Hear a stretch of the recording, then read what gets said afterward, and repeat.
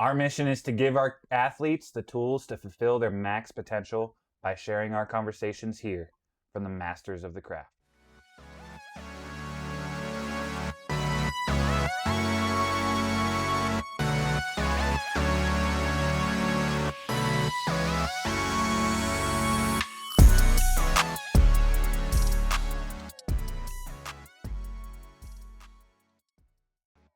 Some conversations, you prepare for, others you just step into.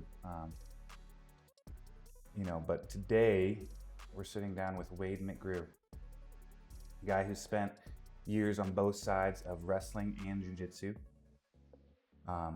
We don't have a full list of accolades, but today, honestly, the main point that we're getting into is he puts real time on the mat, his teachings and development from both sides of the discipline, wrestling and jiu-jitsu. What we're interested in is really to kind of dive in and how he thinks, how wrestling and jiu-jitsu shape each other, where they clash, and where they align. Kind of just peel back the curtains a little bit, see what he's found out. So Wade, we appreciate you joining us, dude. Yeah, pleasure. Welcome. Thank you for having me. Welcome to the Coach's Journal. Yeah, welcome to the Coach's Journal. Yeah. So I kind of alluded to what we'd like to dive into, but before that, let's just kind of, if you wouldn't mind, give our listeners a little bit about yourself, of, I guess, what you got you into combat sports or the arts of grappling. Yeah.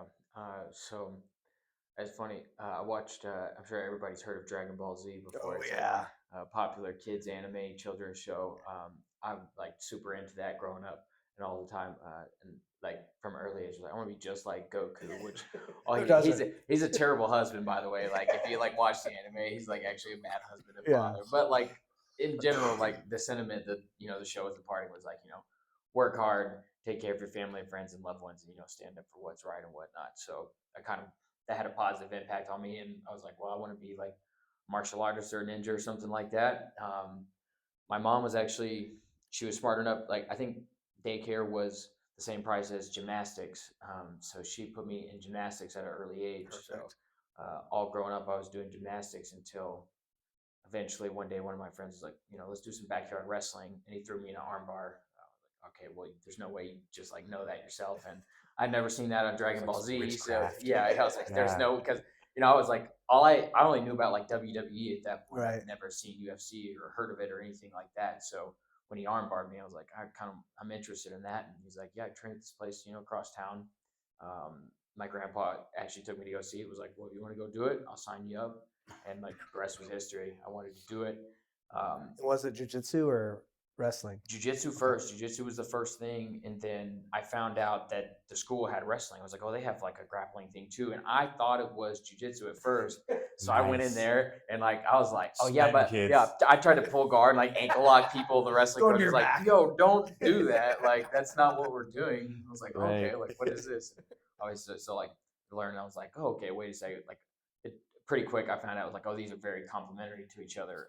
I can see where these are gonna have a lot of overlap, and I loved the both of them, and it kept me out of trouble. I was like wrestling from 3 to 5 p.m. and then jiu-jitsu from like 6 to 8, and then that was it. I didn't have time to get into too much trouble. So and then homework if you like, dude, we talk about that all the time. Staying busy, idle mind is a dangerous mind. 1,000%. Especially with kids. And like when they're bored. Yeah, they just think of dumb shit to do. And I wanted to I wanted to go be a hooligan. I just happened. I caught to be too busy. Yeah, and I really did. Like from the moment I got on the mats, I was like, okay, this is the Dragon Ball Z thing that I was after. I got to, if I do this, I can see where this is going to have a lot of benefit for me in life. I want to come ding dong ditching with you guys, but I gotta. There's wrestling practice, and I'll come after. I'm like, well, I got to go to jiu-jitsu after that. And what age? Come after that. Yeah. What age was that at? I started between 10 and 12 is whenever I started jiu-jitsu, and then wrestling was sometime in that same year. Okay, so like middle school. Yeah, exactly. Like 6th grade was jiu-jitsu. Yeah, that's when that's when I started wrestling. Steven, you started what, 1st grade, and then came back later? Was that what it was? My first year wrestling was 2nd grade. I think around that time, enough to go to one tournament, and then did decently. I got placed, right? Yeah. And actually won a match, right? So it was a legitimate place. Yeah, you played. Right, yeah. Wasn't a participation. Yeah, I battled back. Backside. Right. Consolation. Right. Yeah. Backside warrior. Yeah. But practices, man, were just tough for me, and I hated the conditioning. Here's what it was: is the high schoolers ran the conditioning. So they're doing high school stuff, conditioning, and to a second grader. that just wasn't fun to me. And being exhausted doing that stuff wasn't fun to me. Being exhausted and playing a game was fun. But being exhausted and doing that stuff, and then being told to push, go harder to do to bear crawl, why do I? Let's play. And now I'm a pussy because I'm not bear crawling fast enough. Basically. Yeah. And so I cried and I hated it, and so I quit. I didn't quit. My dad actually just. This ain't for you. He's like, he was disappointed. He was disappointed. He's like, but I can't be that father that's just gonna force my kid to do something that he's gonna hate, because then he's gonna resent me. Yeah. So he was a good dad, despite the disappointment. Right? Yeah. And didn't make me do it. But then bug got in me, I think, when I got older, and 8th grade I wanted to do it again. Things just clicked differently. Rest is history. Well, I mean, think about this. Think about. Chat, I'm gonna plug in my phone just to make sure. Oh, it's right there. Oh, thank you. It's interesting, Stephen. I've heard that story. I don't know how many times, but it just kind of clicked where the high schoolers were in the practice. I mean, what are their coaching experiences? And they're coaching second graders how to condition.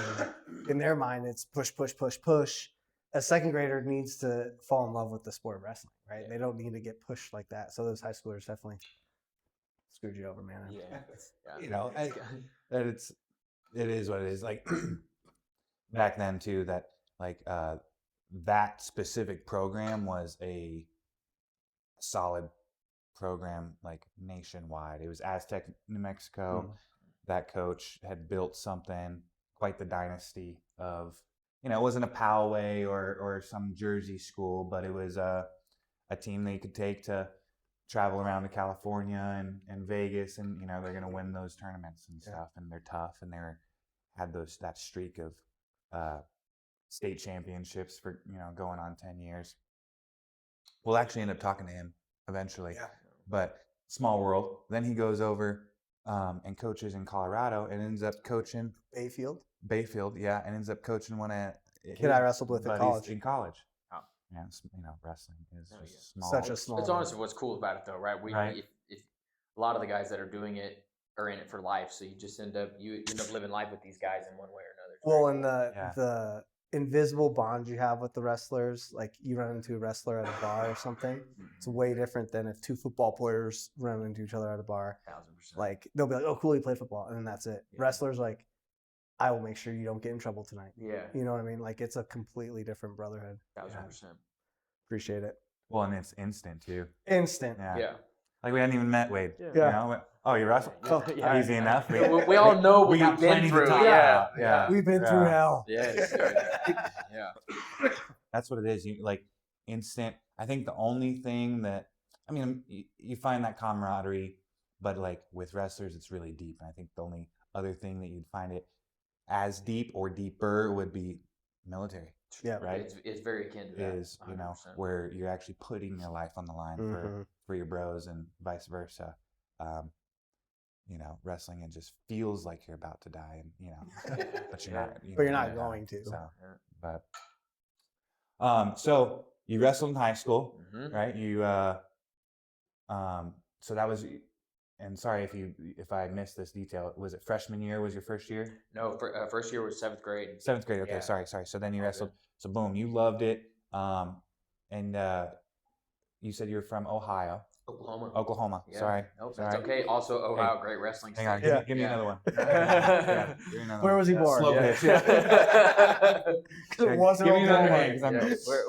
another Oklahoma. So, that's a solid state to learn how to wrestle in. Absolutely. Yeah. Yeah. How far? So tell us a little bit about that. Yeah, it's like What town were you in? Edmond, Oklahoma. It's just like a suburb of Oklahoma City, just Okay. north of it. So yeah, it's like I've heard of that. I think I've been there. Yeah. think like Westminster Edmonds. to Denver, like to Perfect. downtown Denver Yeah. type of thing or something like that. Just like a little suburb just north of the town. Oklahoma City's honestly similar to Denver, where it's like the central area and then a bunch of suburbs Gotcha. all around connected by the highway. Ring. Indeed. Yeah. Yeah. What was Well, like, yeah. So the high school experience, you know, we know Colorado, and we have our in-state drama and stories and stuff, but you know, Oklahoma has a rich wrestling history. Yeah. So Like, what were the expectations for you as a competitor? It's tough. It's definitely grindy. I went to the high school the high school across town had like the wrestling coach who was, a collegiate national champion, yada, yada, all the accolades and whatnot. Yeah. They were like the prestigious school or whatnot. So we had the real, now provided our wrestling coach, he was an All-American at Oklahoma State, Coach Huff. Shout out to him if he's ever listening to this. Yeah. Coach Huff, shout out. Yeah. Absolutely. He will be. Yeah, he will be. Great guy. But yeah, so he's he's like your old school classic like country farm boy man. So it was very grindy. It's like how can you say it? Like the wrestler dad culture is very strong there. Like it's very hard much nose, just grind it out. Yeah, 1,000%. Like Push through it. it's like a distilled version of the football dad. You know what I mean? Like they get very intense because it's a one-on-one sport and whatnot. Yeah, it's very grindy. You're expected to go hard at all times, and that's how it is. It's a very grindy state. That's what I would say. Like that's a lot of the wrestlers you see come out of there are just very, very grindy. Do you think into Iowa? Yeah. Yeah. Right. Like, and that's probably why for sure. there's such a rivalry there. Yeah, you're not going to see like the technical prowess, like You you're guys going to are see just like a Penn banging. State or whatever. But Yeah. like. But do you think they're gonna put those guys, on their heels big time, just because they're just gritty with it. You mentioned Penn State. Do you think that grindy attitude changes at all with David Taylor being Oklahoma State head coach now and bringing the Penn State technicality and kind of mindset into Oklahoma? I think that's the sweet spot, to be honest. I think like your best guys are the guys that are like ultra gritty, but then that also have that really like sharp, concise technique. But you can just tell them to send it and they'll go for broke and it's not an issue. Some of the guys that are too technically heavy, if they start going for broke, then it gets like sloppy. They lose scrambles that they really probably should have won, just because they're not used to that or whatnot. They're just not used to somebody being mean, trying to hurt them or whatever. True gunslingers out there, dude. Cowboys, dude. Straight up. Guns out, baby. Absolutely. It is. Those old gunslingers. Yeah. Love that. That's great. So, you're wrestling all through high school, and we're assuming since you started with jiu-jitsu that you're hitting those side by side all through.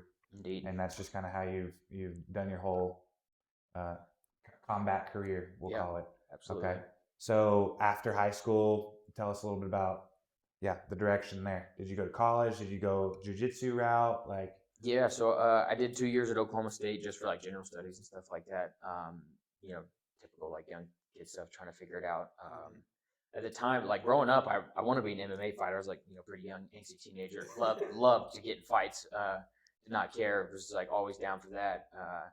And then as I got older, chilled out and like, well, okay, being violent isn't cool. I was like, but I still really enjoy training and whatnot. I stuck with, the whole grappling side of things. Then obviously there's not a ton of wrestling opportunity, unfortunately, after high school.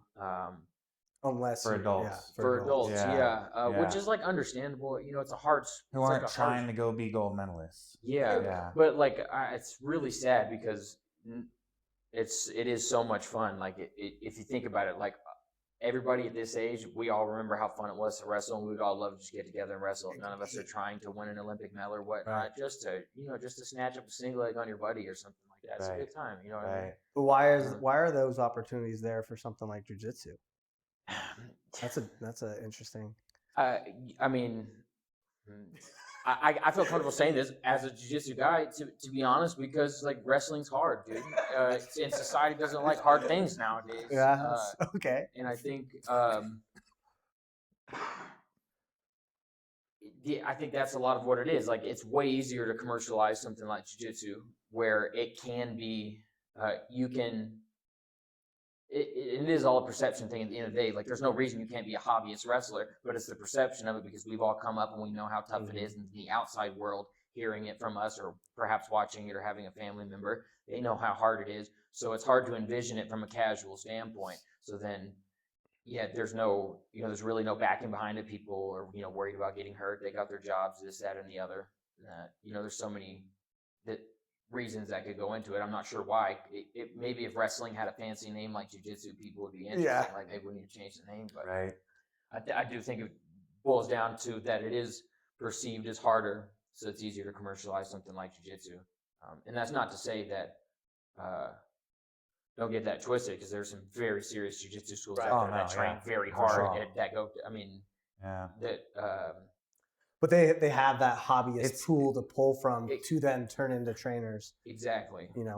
I think it not so much is like harder as in which ones, more like technically difficult, but like in order to be good at wrestling, because of how wrestling is structured, what is it? It's a period. It's a timed match, right? Mhm. And then based on the objectives of the match, the only way is I can beat my opponent by points, or I can end it early. Yeah. Right? And I can stick him. Yep. So what am I going to do? Is I'm going to go balls to the wall. Yeah. And try to stick him. Yeah. But then he doesn't want that to happen. No. So he's going to go balls to the wall, but he's also going to try to stick me. So now you have this ultimate just 110% output of energy. And the only way you can do that and sustain that for longer than 30 seconds is to train. And the training style, I think, because with jiu-jitsu, if you train like that, you could really hurt yourself. Yeah. Am I correct in saying that? Yeah, I mean, yeah. I mean, they train hard. Don't get me wrong, but like, especially if like you're in the gi, but get something right. And it happens all the time. But get something wrapped there's up a huge out of the few, and this is where I'd really like actually to kind of we'll start getting into the differences and how to. But from the few handful of classes I've been to, I very much noticed the emphasis on you leave your ego at the door, right? It's a lot of emphasis on the flow. Flow through the position, feel the motion, the technique, feel it out, and it's that pace, and then that pace, and also based on the position, right, where it's a double leg takedown or driving, like I'm driving my opponent into the mat, whereas if you're the position of guard, it's now we're slowly working through. I guess now this is where you explain that to me. Yeah. There's less emphasis on that intensity. For sure. I think how you kind of said it, how you framed it, where it's just those two things meeting together. One thing I've noticed, like still love to watch wrestling videos, watching like foreign wrestlers, especially like it seems like Russian guys their training rooms look a whole lot more chill than American training rooms. They seem to be having a much better time with it, having a lot more fun and goofing off with each other. There's still hard training going on, but when it comes to that consistent everyday whatnot, when they're wrestling at each other, that almost looks like kind of how a harder jiu-jitsu class where it looks, where there is an emphasis on the flow and whatnot. I don't know if it's just an American thing or how the difference is. It could be a freestyle versus folk style thing too. Absolutely. But I agree, like that flow is, and not to interrupt because I want you to keep going, but kind of what we've dived into as coaches this year especially is to get to more of that mentality, more for the mental aspect, because you can train hard, but you don't have to hate your life doing it. No. You know what I mean? And like Russians, like you said, are doing it. Penn State's doing it. Oklahoma State's doing it. So there's this whole other side of training that I think America's really slow at getting up to. Yeah. Yeah, I think that's just like the American attitude, what I'm saying? Like gung ho, grind it out, like that's what. Straight away. Yeah, exactly. It's which is good. That and I think that's like a really good, like as human beings, I really do think we should be tough. Like not that it's bad to be soft, but like as a biological thing on the planet. Like, As a I feel man. like, yeah, like you should be rigid to some degree, or at least have the ability to be. So, but that being said, like, there's plenty of people that talk about this too. Like, you go watch like lions and tigers or bears and whatnot, whenever they play, like they're just like, they don't ever go hard. They're just goofing around. They know not to kill each other with the claws and the teeth and the whatnot. Mhm. But when it comes to like, Life but then or- when they actually go to fight and kill either prey or another member of their species, like competing for territory and whatnot, oh, it's for real. But they never had did that leading up to that. You know what I'm saying? It was all just playing, and it's all Right. instinctual and whatnot. Their training is that playing. And that's like teaching jiu-jitsu a lot. Like, I've gotten people that are like, you get the guys that are approaching it from a they'll come to a sport jiu-jitsu school and they're trying to like think about it from a self-defense standpoint. Like, I mean, the only difference is really just like intent. Like, I'm not gonna try to arm bar you in a self-defense or a fight situation. Like, once I double leg you and take you down, like I'm gonna smash you. Like, that's jujitsu for me right there in that scenario.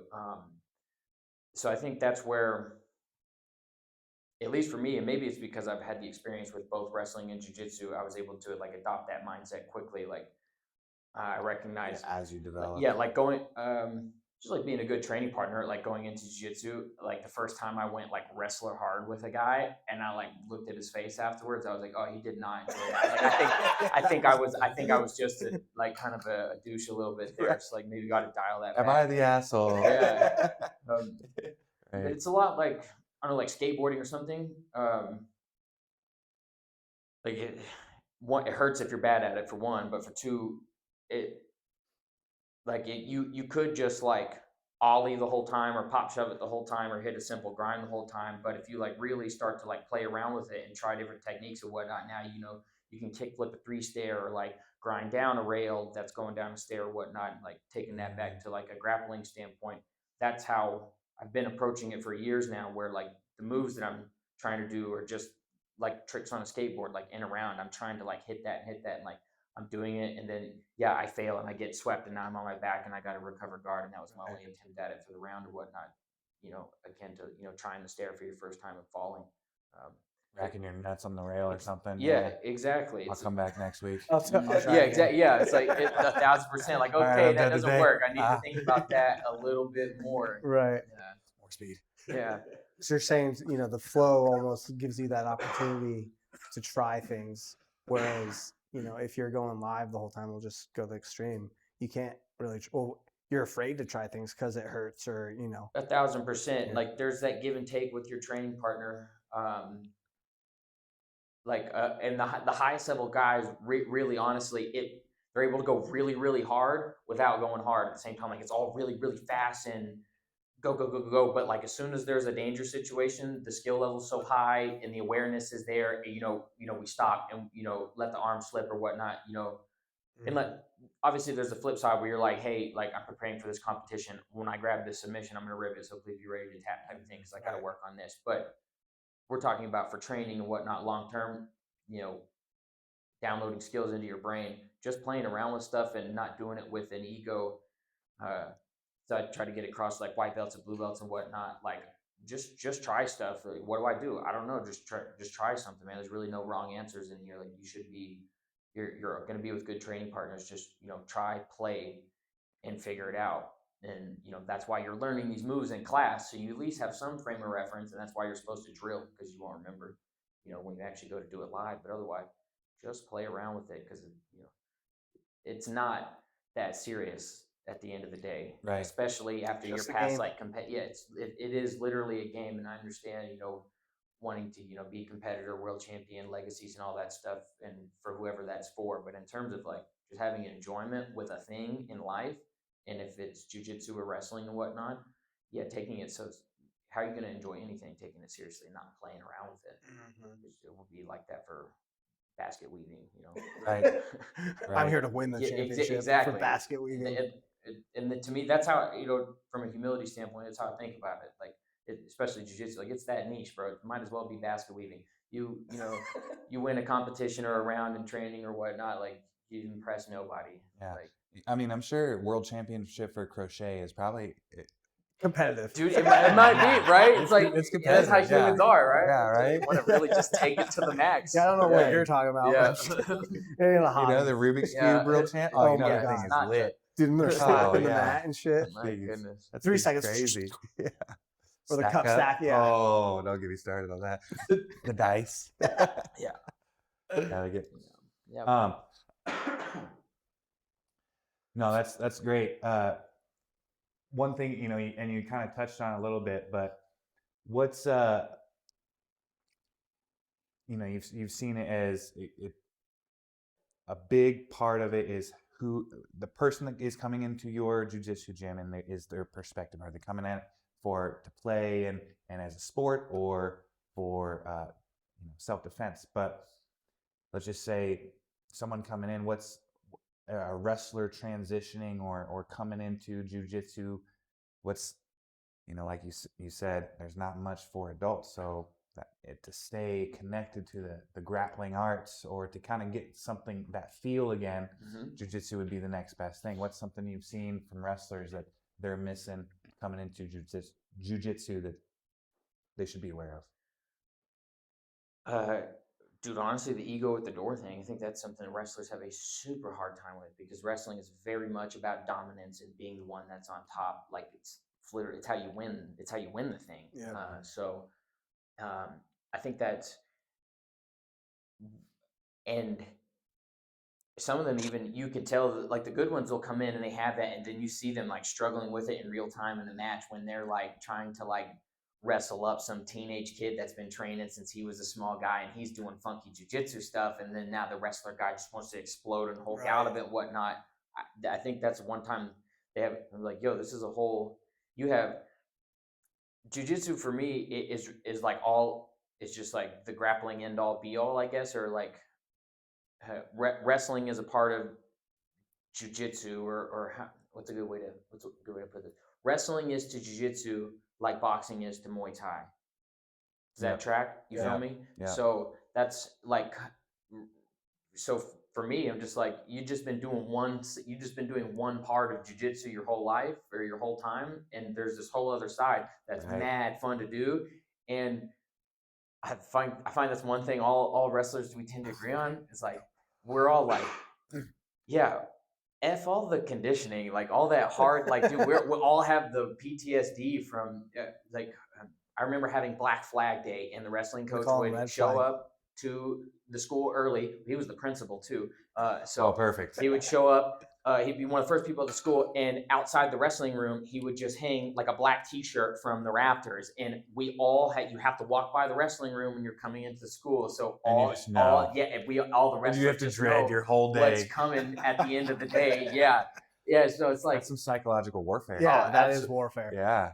Absolutely. I like that. At least you knew what was coming. Yeah. Instead of walking into the room and seeing the black flag. We've had conversations about that where kids almost can prepare the whole day and come into that practice and put more effort into that kind of practice. Yeah. Whereas if they show up to practice and see it's black flag, they're like, fuck it. Yeah. I'll survive. You know what I mean? So we've talked about, it's scary as a kid. You walk in and see that black flag at 7 a.m. But I think that's the best way to do it as a coach. Oh, I think so. That's like a really entry level. I'm teaching like a younger kid right now, like about going up against like how can you say this, like an energy that like because we're going against me, and I can see he like starts to back down when I crank up the intensity level, like something like symbolic, like a black flag. That's like a good entry level way to like start to go up against that mental mountain that you're gonna have to climb and whatnot. So I think like you said, it's like you gotta like you gotta know that's coming and stare down that you got something tough. I definitely think there is some merit or something to be gained from having to do that. For sure. Like that concept of swimming out to deep water. Yeah. Right. Yeah. You know what movie I love that depicts, whenever I think of that saying, but I also think of this movie when I hear that, is Gattaca. Oh my good dude, right? That's a major deep cut. Absolutely, right? Love that. Yes, and him and his bro are swimming out there, and it's like, who's gonna make it? And the gene deficient one outswims him, and I'm just like Dude, I think my nuts grow. Yes. After watching Yeah, no, that. straight I'm up. just like, oh, Yes. swim, baby. Yeah. That is and a deep, deep cut. Yeah. 1,000%. Yeah, that's great, man. Yeah, and I think, but circling back to what you'd asked, like, what are wrestlers missing or whatnot? Like, just somewhere, like, just recognize that there's this whole other side of this thing that you enjoy, just waiting for you. Grappling. But you just gotta adjust your perspective on it a little bit. And there will be that. I guess one thing I know, like as I enjoy wrestling, I love going fast, man, and that's one thing that's really fun about wrestling. It is this nice like high pace and whatnot. And if you get into some like higher tiers of skill, you can like go at a high pace without having to worry about getting too hurt and whatnot. And it'll be the same when you go to do jiu-jitsu. But now it's like a little bit more fun because like to me, since I was doing both at the same time, I did always like think it was boring to like when I get taken down, I'm like, oh, all I can do is fight to stand on my feet right now. Like, there's so many more fun things to do that I just like, I could foot lock the piss out of this guy right now. You know what I mean? Like, have to think about it. And Right. yes, I did do some jiu-jitsu moves in wrestling tournaments sometimes, just because Hell just yeah. to grief my coach a little bit. Yeah. Coach is But like, "God yeah, damn it, yo, Wade." yeah, dude, yeah, we talked about this.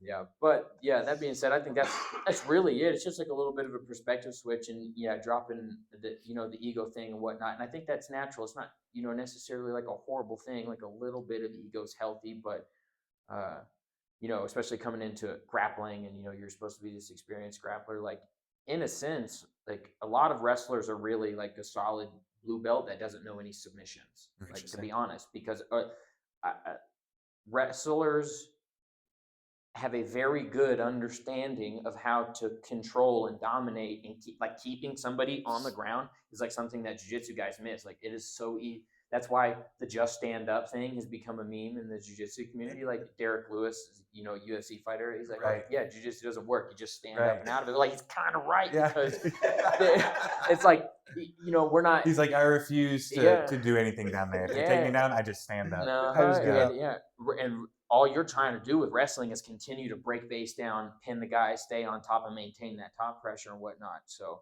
that's I feel like that's a good way, maybe a roundabout way to say it, but that's a little bit of ego sometimes, but yeah, just play with it. You've already been doing jiu-jitsu the whole time, just now you're doing more of it. Right. I mean, so that's like a little. Sounds like you brought that technique side into it. Give us a little more, or what's some philosophical or psychological techniques or things that you brought over from jiu-jitsu that you felt that helped you in the wrestling room, Or vice versa. and whether that's competition or learning technique. The big psychological one I think is like, this is a weird one, but like acceptance. I'm really quick at Dive into that. at a fundamental level. Like I'm really quick. How can I say this? I was like trying to explain to my student. He's like, so hard to take down. I'm like, I'm really good at accepting when I've been beat in a position. Like I'm willing to accept anybody can beat me anywhere, anytime, regardless of any skill level. So I'm always ready to be beaten per se. So I'm always like really ready to react. So as soon as you win a hand fight, you catch me slipping, you snatch a single leg up and whatnot. Like you won that hand fight, and I'm already thinking like, yeah, he's gonna, if he's worth his salt, he's gonna shoot off it, or he's gonna try to capitalize on it, whatnot. I'm already accepting that I've lost the position, and I'm on to the next one. Which now I'm at the next position first. So you were on the offense, and while you're on your way to the next position to continue your offense, I've already got there and set up. So now I'm about to flip the tables back, and now I can get on my offense. So like in jiu-jitsu, for instance, like I just keep, I call it like holstering. Like I'll just keep an arm directly here at my side. So anytime I get beat in a scramble, outbeat in a hand fight, collar tie, whatever, what have you, you shoot on me, you just run into an underhook immediately. Even if you like blast double and we end up hitting the floor, when we hit the floor, there's going to be that like little bit of bounce, and you're going to be like, if you think about how a double leg lands, like you land right on top of it, and then there's going to be that bounce when we hit the floor, that I can use that to bounce, and now I'm leveraging an underhook. Right. So like just accepting whenever I just got beat in a position, and then get into the next place where I can try to win and start stacking the momentum back in my favor. I like that a lot. I took that like right with me into wrestling, to where like it was really easy. early on, like I wasn't like super, like reflexes weren't super fast. I wasn't like super agile. That took a little bit of time to get. Uh, but I could, I could bounce back from that. Like I was just, you would blast me with something, and I'm like already on my feet by the time you're really trying to set up any type of control or breaking down the base. Like I'm already just up and going because I was already there anyway, mentally, I guess. Yeah, I see guys do that, and it's like an initiative thing, you know. Um, I think it can be trained 100%. Like if you stay in the sport long enough, you eventually know, oh, okay, I need to explode, or it's exactly what you're saying. You know where the position's going, and you know what my next objective is. That position didn't go the way I had planned. I didn't win that position, but I know exactly where we're going, and I can win this next position. Exactly. Right? Yeah, sure. That initiative. Uh, sounds like it kind of might have came natural, but like with kids that you coach, like how do you see? Does everyone come in with like something like that, or how do you help foster that? Yeah. It's how old are you guys? We're all around 35. 30. I'm 30. 35. Yeah. So that's still something I guess I'm like slightly trying to figure out. And honestly, just an interesting thing to like see as you go through life, like the aptitudes of different kids and whatnot, and their strengths and weaknesses, and you can tell some are good at some things than the other. Yeah, I think uh, there has to be. I think one thing, at least like anecdotally, I feel like that helped set me apart was like I did, like I think initiative is a great word. Like nobody had to tell me I wanted. You know what I mean? Right. I wanted the thing. I do agree that it can be cultivated because I think sometimes people don't know what they want, so you can kind of show them, and then they're Right. like, "Oh, dude, that's the thing I've been looking for." Um, but then, yeah, sometimes people's motivations are like a mystery, especially like a child or even a teenager whose brains are developing. Like I mean, at that point they're just like they don't know their own motivations. They like can't decide if it's hormones or their own real thoughts or My whatever, mom signed me up for this. Like yeah, exactly. It's like the sense of urgency, because what you just described is 100% of it's chain wrestling, right? It's chain grappling. Yes. But well, I'll just keep using your example. You get taken down in your double leg, and the moment you're hitting the mat, you've got your underhook here because you know what the reaction is going to be, and you're ready for your next. And you're using the bounce off where the we mat. have some athletes where we've drilled the sprawl 1,000 times. We've drilled the land like a cat, right? We've drilled back pressure the moment I hit the mat, but we're going straight to our stomach. Yeah, crumbling. yeah, like my goodness, floppiness, yeah. And then they I guess I gotta get out of here, right? And so, like this, coach? Yeah. No. So, yeah, that sense of urgency, just it's not cutting corners, but it's condensing the process, right? It's efficiency. I mean, what's more efficient? I'm sure you have kids that you're like, hey, bud, you kind of got to kick along. And Yeah, absolutely. Then you have ones that are just like, nope, I know I shouldn't be down here like this, or I shouldn't be in this position. And so, that's kind of our main question with this journey is like, with all these issues of coaching, we're trying to figure out how do we unlock that key? Because coaches out there are unlocking it, right? Like you can see these programs where and it could be for different issues that we see in both sports, but you see teams that come out and they're all wrestling that similar style or grappling similar style. Yeah. And it's like, how do we get that for foundational issues like this, right? Sure. Yeah, that's a big key. There is a lot of the bigger programs are. I really think it's hard. Like that's like a polluted sample size, right? Because the bigger programs, the guys with a lot of pull, they're going to get the kids with the talent or the kids that come from money, so they've been homeschooled and can train all day. Like there's a whole lot that goes up against that. I do think. I mean, for whatever reason, I don't know if it's the way of society, the way of the world. Like, this is one of the great mysteries about life. But like, sure, I mean, surely you guys have seen it. Like, I mean, to be honest, you can almost see it in people's face. People who have drive, like yourselves, like I said, everybody talks about doing a podcast or something, but nobody wants to do it. It's the same thing. You know, like, how do I want to say? Well, while you think of that, there's this interesting stat. This guy, we watched this video podcasting. He said 2020, COVID happened. The amount of podcasts that went on Apple was like, there was like 1,500 podcasts started. Yeah. And then 3 months later, it was all back down to what it was before COVID.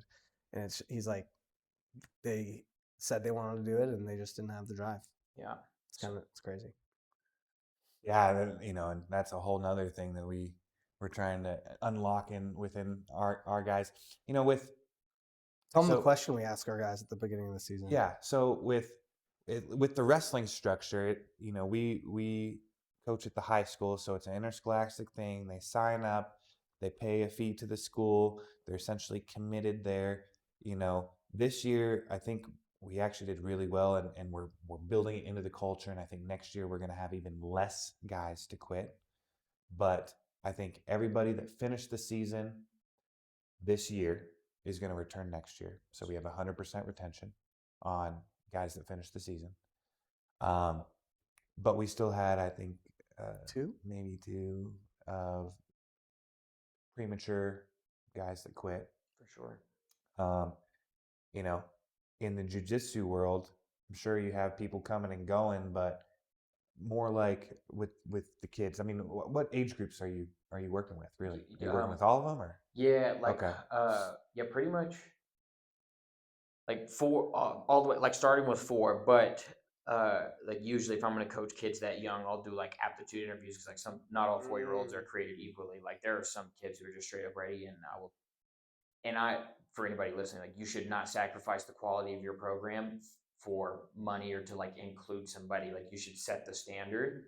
Choose your own clients. Yeah, like and hopefully that doesn't come across as pretentious, but I do like there needs to be some type of integrity within this stuff so we can keep it going, and it's, you know, it actually, you know, it's real and it works and stuff like that. Yeah, all ages, you know, from 4 all the way up till, you know, 18, and then all the way adults, all that. How do you keep them in, like, you know, for us, we don't want anyone to quit. Frankly, I believe that wrestling is one of the greatest. It's the greatest sport on earth, and it's very opposite of that as far as what you can do and make money with, right? But yet it's the oldest and greatest sport in the world. But what it teaches you and the things that it can and values it can provide for you for life, invaluable, right? So, of course, you know, ultimate goal is retain everybody and get as many people to join as possible, right? Like in the perfect world. How do you approach that with your guys in jiu-jitsu? How do you keep them? How do you keep them interested? Especially as it's being a more hobbyist. Yeah. Shoot, that it has to be fun. I know it's like probably going through this process, you're gonna hear me harp on that. Like, fun is I hold fun in terms of like, you only get one life. I have no idea what, keep an open mind about what happens after you die. You have no idea, you know, this might be the only place in the universe where chocolate developed, like biologically speaking or whatever. So even if we become a multi-planetary species, if we lose Earth, like there's no more chocolate. Oh, man. You know what I mean? Yeah. As like, so it's, you know, if things are not fun, like what's really what's the point of doing it? Like we really should be fulfilling our time, you know, hanging out with our loved ones and whatnot, and having fun, enjoying our time on earth with each other type of thing. So I think that's the key thing. It's making sure it's fun. The challenge is about like what people find fun. And that I think that ends up being, you know, what we're really trying to figure out. Like for me, like I told you guys, I watched Dragon Ball Z growing up. So for me, the idea of working so hard that I'm bleeding and breaking apart was like, that's fun. When I got done with the end of the workout, I wasn't like, oh, I hate my life. Like, and even during the workout, like in my mind, I'm like, yes, this, like, I'm getting stronger. Like, this is what I'm telling myself while I'm doing it. I think that's where, like, that's the challenging part, right? Because like realistically, I just can't expect everybody to be like that. Like could be considered like a bit of like a massive. Some people say those kinds of guys have a screw loose. Yeah, right. Yeah, generally it's like that's like combat sports practitioners in general Right? tend to be I these know. types. You're gonna right, find more Gohans in this world than Gokus. exactly right, and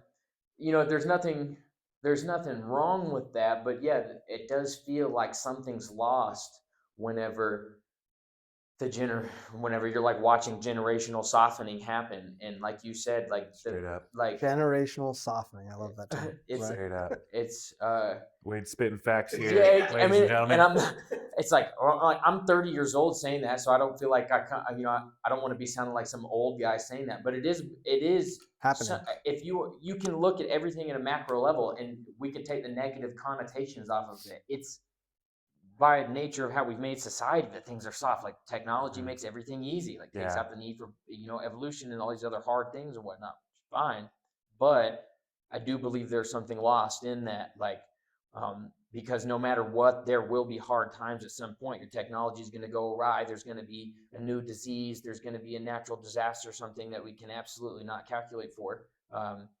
And the difference between a civilization that continues on and propagates to the stars and doesn't is going to be like who was like mentally tough. And it's Right. like you don't want to soften up to the Who's got point the to nuts? you know what I'm saying? Yep. I will say there is hope. There is a trend in parenting, at least for guys our age, Mhm. where they're going back to 90s. They want to raise their kids like how we were raised. Yeah. No phones, no screens until high school. Because obviously you need a phone in society these days.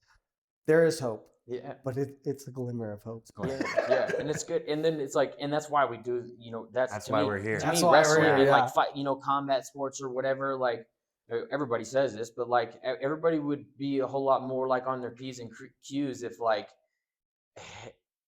everybody knows everybody can fight, you know what I'm Yeah. saying? Or Can like you imagine if they made PE class actually like a physical education class and kids Yeah. were working out Yeah. instead of show sitting on their kids- phones and show kids like, and then like totally,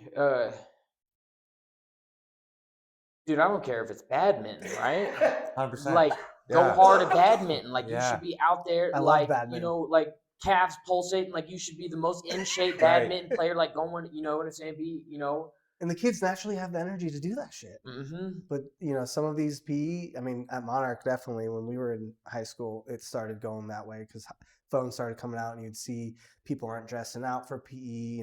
They're just on their phones, and you're like, wait, you don't want to play this kickball game because this is freaking fun. Yeah. Why are you over there on your I phone? signed up for Mhm. specific PE classes For for that this. specific Yeah, PE yeah, class. straight For up. that reason Like, to go. flag football? Yeah, I'm gonna sign up for that. I'm gonna run my ass Weightlifting? off.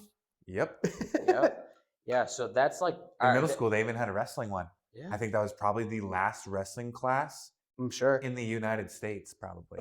Yeah, like actual Like, I don't class think- period. Yeah. I don't think there's wrestling as a class anymore. No, it's Unless just you all go to, that like, And one it of used those to be. academies. You could like, well, PE would run you through all the sports. Right. Right. And wrestling was a curriculum. Right. But that's not a thing anymore, especially with Yeah. kids. I'm not gonna wear a singlet. Oh, I don't want to roll around. It's like, guys, holy mother of Lord! Like, That's like I said, like look at toddlers. They wrestle. the mental. Why would you not let that It's go? the first thing they start That's doing. literally Mhm. Yeah. they're rolling over. So what do you do as a Yeah. father? You roll with them and you wrestle.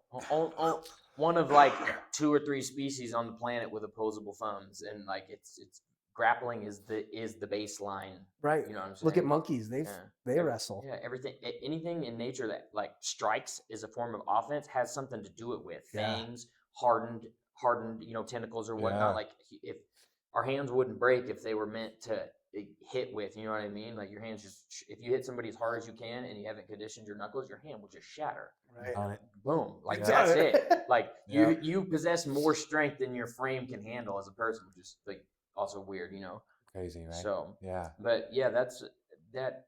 How to determine what's fun or make it fun or get people to shift into the mindset that hard is fun, or it's again like hard things are fun. I find so much value mentally stimulating wise from doing hard things and succeeding.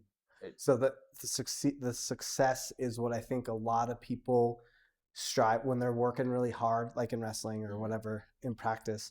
They're using their goals to work hard, and like what we've kind of touched on is we want it to be that initiative, that natural, just work hard to get better, that 1% better every day kind of thing. But a lot of these kids that they write down, I'm going to be a state champ, And so that's their only motivator to work hard. And it's like, well, that's a good motivator, but there's this whole other realm of your mental capacity where you can work hard without, because if you don't become the state champ, is everything you did just wasted? Right. Yeah. No, like there's a whole nother thing, you know? And I think the hobbyist jiu-jitsu people that come in, like, I think it's almost not easier, but to cultivate that, because there is no world. I mean, there's a world champ jiu-jitsu, but if, you know, we went to go do jiu-jitsu, I don't think our goal is going to be a world champ. Right. Just like it's not for wrestling. Right. Because Yeah. we're definitely not going to, you know. Yeah. I mean, sorry, I didn't mean to You're cut good. you off You're good. there. Felt like you were still going. I thought you were going to have that's all right. No. But what I did want to ask is, you know, these sports, we put so much into them, and with you doing both. So did you compete in jiu-jitsu? Absolutely. Okay. Yeah. Okay. So, you know, and to compete, frankly, to compete in anything, you have to have a goal. But to do it in a combat sport, it's got to be a goal. Yeah. Right. Like you got to be serious about it, and it's something you work for, and it's painful when you don't achieve it, because it's that one-on-one fight. Like you truly, without doing some serious work and losing a lot, it's, you know, you put all of, you know, your self-worth into it. Yes. Right. So what's something that you know, grappling has taken from you, you feel, but and it doesn't have to be the same thing, but you felt like you've also received back from. And I want this to be, you know, of course it can be wrestling specific, but since you've got this special tie between both and you grew up with both at the same time. Yeah. I think it has taken away surety from me. Like I can be sure about nothing because I understand like how deep all this stuff goes and the skill levels, and you know, and like how good people can actually be and the thoughts that they can have. But it has given me in return the confidence in the systems to be able to push through, whether I fail, you know, live or die. Like I'm not gonna be stopped in my tracks by it. Right. I'm not gonna let the unknown paralyze me and turn me away. Like I will go face first into it. And let's go. Let's see what happens. Kind of like that. The more you know, the more you realize how much you don't know. Yeah, it's so cheesy, so Right. true. Wait, and like touching on that, I want to like with a brief like circle around to what you had said about they've actually done like brain chemical studies in terms of you like on average you're getting more dopamine from the working at doing your task towards the goal than you actually get when you achieve the goal. So from a scientific and physiological perspective, it's literally more about the journey than the destination. And that when I heard that, like just like listening to science podcasts and stuff on Spotify, like that actually really helped me mentally like get a better grasp on things. You know what I'm saying? Because then Absolutely. because now I consciously understand that doing the work is the fun part, because like you're doing the work to get to the goal. But if we were like in a purely logistical sense, you do the work to get the goal and then it's over and now your fun's over. So that really warped my mind. I'm like, whoa, wait a second. Like, What do I do after that? yeah, physiologically it's like it's about the journey, not the goal. So I you know, in the same way we are talking about like the more you know, the more you don't know. Yeah, it's like I think um yeah, like I said, robbed me of surety but gave me the confidence to just send it anyway. You know, you kind of almost Send it Yeah. anyway. Send it. and I think that, you know, you're kind of getting into it. Like, I think it's a big reason why we coach. I can't let it go, right? Like, We're addicted. Yeah, straight up. but it's the dopamine thing, Oh yeah. right? Yeah. So if you accomplish your goal, let's say, you know, our goal in high school, right, go to state or place at state. Now,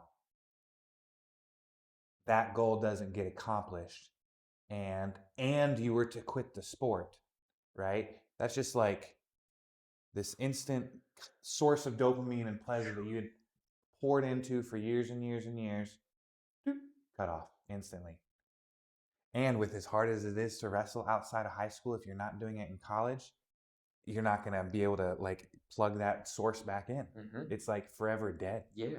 So we're super lucky, feel super lucky that we've been able to keep that dopamine flow of staying connected to the sport. And we've done it through coaching. Sounds like you've kind of found a similar path. Absolutely. Right? How long did you keep competing in jiu-jitsu? Jiu-jitsu, I competed through brown belt, and then like COVID. What like age is that? I guess. Oh, how old was I? I mean, I know brown belt's not an age, but like yeah, how old no. I got my black belt 3 years ago now. You have to compete to graduate to the next belt. It depends on what lineage you're from. Yeah, truly depends. I didn't compete for mine. I was just handed it, but I competed like all coming up. To be honest, like it was. I don't get a lot of pleasure out of competing. Like I remember winning and being like feel nothing. I'm like this.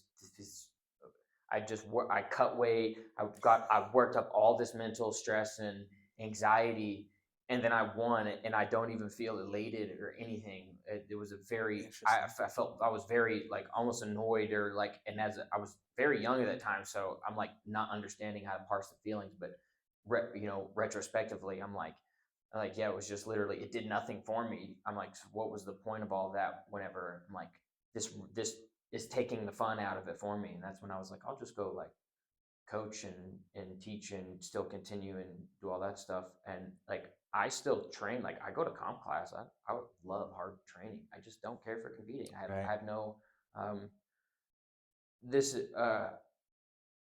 I think no matter how you shape it, the guys that compete, whether they want to admit it or not, it all boils down to like some weird ego thing. Not that it's a bad thing, but like you're trying, like you need to win. Like it's like people that are really care about their legacies or whatever. Like there's just this thing driving them. Like where for me, it's like, speck of dust in a vast infinite universe. You know what I mean? I'm just here. I'm here to have fun. That was not fun for me. I know that the guys have fun competing and whatnot. I wasn't one of those people. So I like to train hard and teach. You're in it for the art. For the love of the game. Yeah. That's literally it. Yeah. That being said, more like an art form for you. It was all coming up. Obviously I was like, yeah, I can't wait to compete as a black belt and whatnot. So before I'm like out of my physical prime, I will absolutely do it just to do it. But yeah, I'm not driven. When was your last competition? Probably right around 2020, 2019, right around before COVID. Oh, really? Yeah, absolutely. COVID COVID was the longest time since I had like started training that I went without training, because like our gym is at Broomfield, it's Juberas Jiu-Jitsu. So you're down there? Awesome. Okay. Yeah. So and my 5 classes were at that gym. Hell yeah, Juberas big Matt Jubera is literally got to be one of the most underrated or underground like jiu-jitsu guys ever. He's in Victor Hugo's corner like right now. Currently, Victor Hugo is he's a absolute world champion, ADCC world champion, like one of the biggest names in the sport right now. And Matt's in his corner. Matt also corners Rafael Lovato Jr., who's literally like considered to be one of the greatest of all time. Like he's a big time like tradition guy, but he's mad chill. He just stays behind the scenes and does his thing. He's the owner of Jubera's Jiu-Jitsu. Yeah, Matt Jubera. So, and like I'm very, very proud to have got my black belt from him. That's like I would have liked means something. It does. I would have liked to have earned my like black belt by competing, but he just surprised me with it one day, like training and whatnot. Like he's like, I just can't have you not having it. You're really good type of thing. So that's cool. That's like I'm very and it goes in terms of like lineage. It goes Shanji Hibero, OG legend of jiu-jitsu, Matt Jubera, me. So I've got I'm like 2 steps away from legendary status type of thing. So I'm very But you're very proud. basically Dragon Ball Z, man. I feel like I'm like doing, if I could You're almost a look Super back Saiyan on God. kids, I'll be like, hey, dude, like we're actually kind of doing it. Like You're almost we're a Super sticking Saiyan true. God mode. So that's like sick. Or what was it? Ultra Instinct. exactly. So and that's how I live my life. That's dope. That's awesome, man. You know, a little, you know, for our listeners, but and put your name out there. But if anyone's listening right now and they're interested in getting some lessons from Matt, can they find you? Can they sign up? Can they get with you or 1 million? or 1,000,000%. I don't have any social media. I'm not a social media guy. Are you gonna watch Coach's Journal? Yeah. well, I mean, we'll put stuff in the comments just when we kidding. edit and everything. But like, yeah, Um, what's the best way that yeah. they can come find you? Matt's. You can get on the website and like literally come by. It's very one of the best. Like I feel like it's very easy to get into Jubaris because it's a very chill crowd. Get to come in and do an intro with Matt or one of the other black belts on there, like myself or Will. Shout out to Will. But yeah, it's like I've rolled with Will. He's legit. He whooped my ass all over the place. Yeah, he's amazing. Where is it? In Super Broomfield? nice guy too, man. Super nice guy. Where is that? It's like right off Main Street and 120th, where the Burger King is. Mm-hmm. Yep, it's in that parking lot. Where that Safeway used to be? Across the street from the Safeway. Yep. Because the Safeway's gone now, right? Mm-hmm. Yeah. But yeah, that's and Matt is considered like Six Blades Denver. Six Blades being the name of the overarching association, but like he's his own thing a little bit.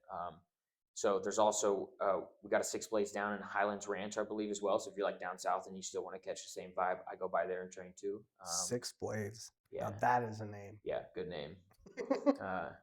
So sounds dangerous. Yeah, it sounds like an anime straight up from One Piece or something. Sounds illegal. Yeah.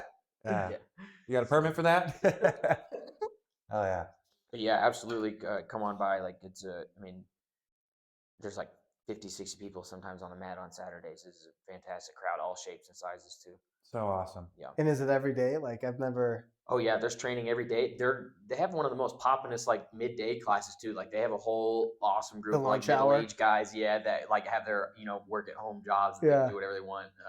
Yeah. Come in for a roll at noon. Exactly. Yeah. 1 or 2 rolls. Shoot the shit about the wife or whatever. Go to PK Lounge right afterwards. Straight up. Yeah. Like, that's we mentioned it earlier, but wish wrestling community had some type of community like that. And you're right. Yeah, I could see it's we're a little weary, but wrestlers love it so much, and so it'd be mostly wrestlers anyway, right? Like that being said, this is a shout out to Denver Wrestling Club. There is one club that I found, and apparently it's been around for 14 years, but I just found it like 3 weeks ago, and they run out of some local high schools. I think right now they're running out of Wheat Ridge High School. They meet on Fridays, so thank goodness there's that. Absolutely. And I went to one practice, and but nothing compared to what the jiu-jitsu world is. Yeah. Right. And so just in that makes me want to go and, like you said, explore the other side of this whole grappling art. Mm-hmm. Right. And then it's cool too. Like, it is very easy to see who was a wrestler when you start. Yeah. Like, whenever you slap and dap, like you will know immediately who's a wrestler and who's a jiu-jitsu guy, and it's awesome. Yeah. And I will usually won't say anything, but if I know you're a wrestler, I'm like, yes, yeah. It's usually like if we like slap and dap, and I've already on my butt, and then they take they like actually get in a stance. I'm like, oh yeah, let me hold on, bro, hold on. I'll wrestle. I will wrestle with you, dude. Hold on. Let's train. Yes, that's awesome. I will do it. And I think that's like something to look forward to as a wrestler too. It's like if you do, get into that side of things, like, oh yeah, dude, they're all over. And it is, ADCC trials just went on. ADCC is like the biggest no-gi grappling tournament in the world. It is, and the wrestling has become, or at least the techniques of wrestling or the ideas of it have become very like prominent in the jiu-jitsu meta the last couple of years. Like it started. Jiu-jitsu's always had, like, we call them it's called wrestling up. It's like basically where you're like wrestling up on single legs and double legs and ankle picks, but while you're already on the ground. Yep. Yeah, exactly. And now it's started to translate into like full on wrestling, and the sport is growing. So you're starting to attract like collegiate wrestlers like Jason Nolf, Penn State. They're melding. Yeah, exactly. definitely like kind of a meld and a rinse over, and it's making for great. You can tell the sport's going through another cool like evolution and metamorphosis. Like everybody at the ADCCs was like so complete for the most part. Like everybody can wrestle, everybody can play guard, everybody can do weird leg lock stuff, weird inverted jiu-jitsu stuff, and then immediately jump up and just blast W. Like it's not as there's definitely like technical deficiencies as opposed to like a clean collegiate folk style wrestler or something like that. But you can see it's starting to work its way. That is sweet. I did not know that. It is really working its way in there. Like no-gi has exploded in popularity, much to my dismay, because I literally liked them both. Like gis, no-gis, singlets, oil. I don't care. I don't. Yeah, dude. Like oil, yeah. Like if it's grappling, it's just insane, Let's go. Insane amount of fun to me. So, but no-gi has gotten insanely popular, and with that, like that gives an, I do think the gi turns a lot of wrestlers off because like They're like, you'll try to do stuff and then just get bound up and tied up, and you're like, well, this is annoying, but I wish this wouldn't happen in real life. And I'm like, I don't know. It's like you're fighting somebody with no clothes on in real life. Something else happened. Yeah, I was about to say you got problems jiu-jitsu's not going to help you with, really. Something else happened in that fight. There's more to that story. There's more to that story. We need some witnesses to get us. But yeah, so I'm like, yeah, man, it's a good time. But there's the melding of the culture. I wonder. Sure. So it's interesting you say that because Glenn, before we brought him onto our pod, he had mentioned your name to us. We were right after a duel where his kid wrestled at Broomfield, and he grabs us and he was showing us some of what did we end up calling it? The over the shoulder key lock or whatever. Yeah. And he's like, yeah, Wade showed me this. And where I'm going with this, Glenn was like, you could totally use this in wrestling because the refs wouldn't know what's going on. And it's not like the ankle or the wrist lock, things like that. And so my question is like, do you think, this is an open-ended question. Do you think the wrestling going into jiu-jitsu will ever kind of go backwards in some jiu-jitsu, locks or holds are going to make their way to collegiate wrestling? Yeah, I think already. I feel like riding legs is pretty jiu-jitsu adjacent. Like the guys that are really good at that. That's like it's you're not like throwing both hooks in a lot really in wrestling, but it's kind of like in the same vein where you're like on the back, controlling on the back. There is. I think because of the rule set, it's hard. Like in jiu-jitsu, I'm trying to like strangle you or break your arm or break your leg or whatnot. So it's a little bit, it's hard. There are some things for sure I could say that like would translate like over under butterfly hooks and whatnot. But like, I don't know, maybe you get refs that are calling quick pins and you get taken down and you go to fish that butterfly underhook. And as soon as your shoulders hit, they're slapping. You know what I mean? I don't know if there's like a ton of translation, but like more positionally versus actual moves. I feel like front headlock stuff, like that is a fantastic space in jiu-jitsu that also has a lot of like translation over to wrestling. You could throw like anacondas and gator rolls, style stuff. I think the finishing mechanics are different and whatnot because again on some in my rule set I'm allowed to kind of be on my back and like it would suck if you got caught with a defensive pin because you're doing the jiu-jitsu move. Exactly. I don't know that there's a ton of like crossover per se, but now on the flip side, people that like learn multiple languages and the things that it does to their brain, I think there is a lot to just be benefited from that. 100%. You're still doing grappling and it's still in the same vein, but it's an entirely different rule set. You're learning a new language, quote unquote. Right. I think there's something to be gained from that for sure.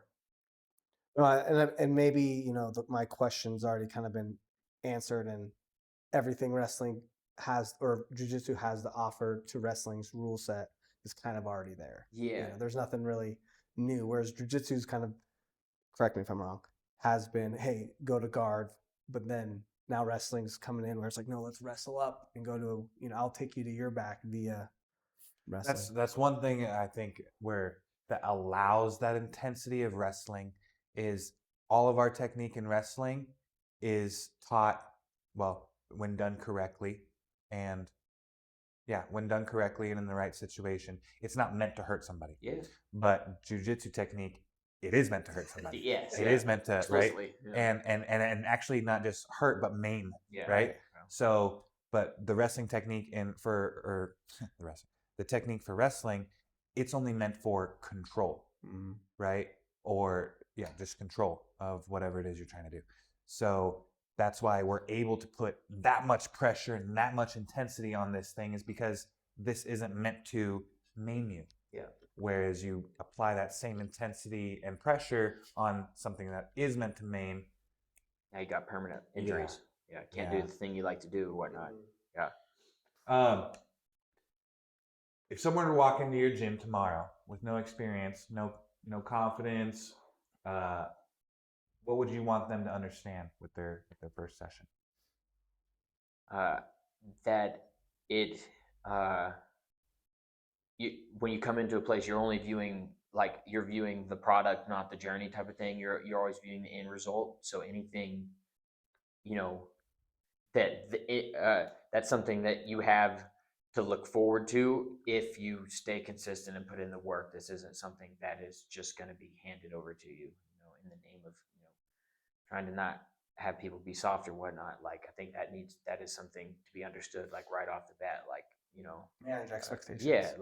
Wants to be fun, but we're here for a reason. Yeah, it's like we're here to have fun, but we're also doing a combat sport, dude. You might get kneed in the face, you might catch an elbow, dude. You might get your arm broken. You might, like, there's no ligaments left in this pinky. It just freely bends back. It hurts whenever I do it too, because I can feel the bones grinding together. Like, nice. I gotta tape that up whenever I go.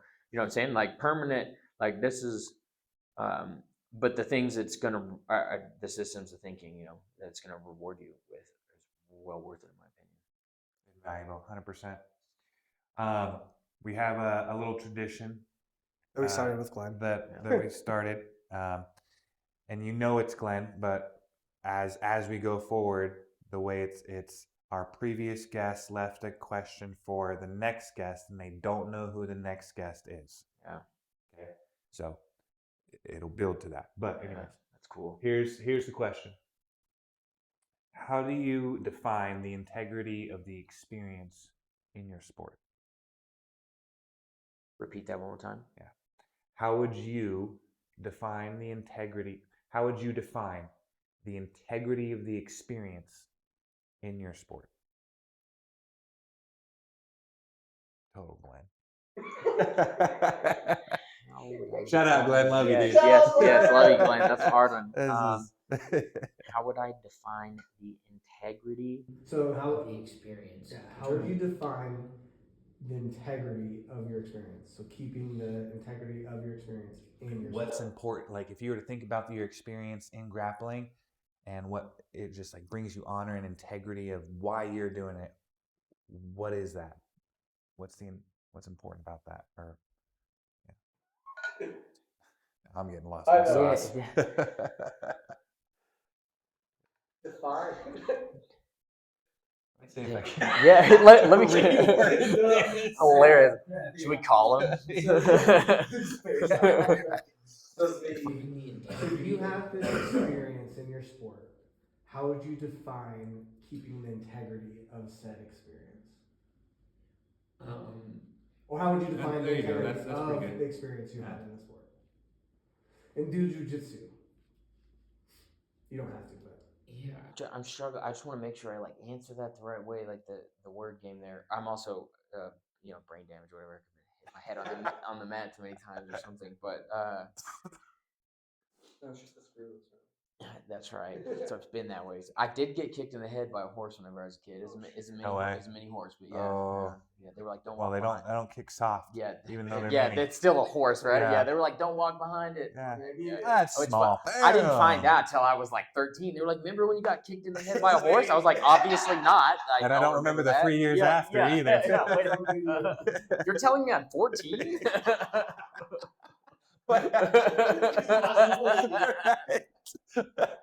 That's good.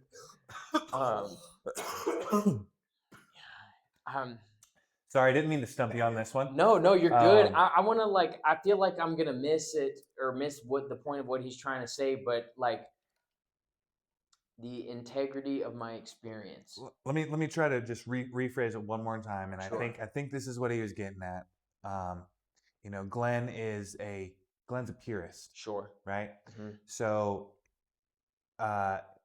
you know, when we were chatting with him, there's just certain things that Glenn's going to do because of his principles and values, and that's to him what makes him feel have integrity of the experience of what he's doing. So for you, I think that's what he was trying to get at. Was he's, you know, what is it that's important that makes me feel like what I'm doing here gives me integrity. Okay. Yeah. Glenn, I hope I said that right. Yeah. That feels good. Like the distillation of knowledge, I think is super important for the like. I have no idea where we're going as a species or whatnot, but like to continue to take what we've been given and also be standing on the shoulders of the people who have built society for us.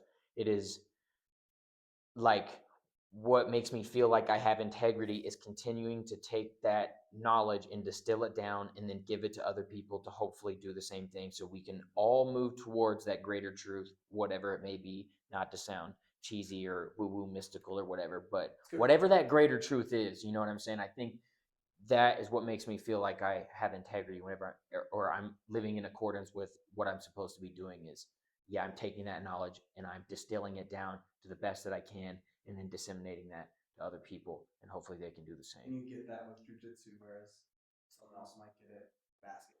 Yeah, absolutely. All things are equally important. Being right. It doesn't because you literally never know what somebody could have stumble upon a quantum physics puzzle or the solution to one while basket weaving just because they something and they were basket weaving brought that to their attention. You know what I mean? Mm-hmm. It's just literally taking any type of knowledge, distilling it down, throwing it out there, and seeing what you get back. 100%. And the concepts that are in certain things and that can be applied to all areas of life. 100%. We've read a book called Range, talks on that similar topic, right? Well, Wade, man, we really appreciate you coming and joining us, especially this being our first convo. So thanks for cutting out some time in your day. 1000%. I think this is awesome for us and our listeners to hear, not just specifically because you've got both sides and it's not just you started with one and went to the other. It's you literally almost started them at the same time, and so that is pretty rare in what we've found. I'm sure you know the same. Absolutely. That's not how that transition really works out. So to get that perspective, I think there's a lot that other coaches can kind of bring and encourage kids to go out and do another side, and even adults to go out. And if you're a previous wrestler, you want to get back on the mat and you're having that itch, the jiu-jitsu realm is open, and especially no gi. Yeah, straight up. Yeah, every place now has got more no gi classes than gi classes. There's an avenue for literally. That's a hint to the wrestling community. There are people out there who want to wrestle. There are. No, that's the fun. Yeah, that's the funny part. Right. They want to wrestle now. So come on through. Show it. Don't hurt anybody. Right. But come on through. Let everybody. Yeah. You can pull from. Absolutely. Yeah. Whatever. Yeah. Awesome. Well. Yeah. Thanks for joining us. Yeah. Thanks for having me. Thanks for joining Coach's Journal. See ya. Peace out. We're not claiming to be the best. We're only trying to become better every damn day. This is the Coach's Journal.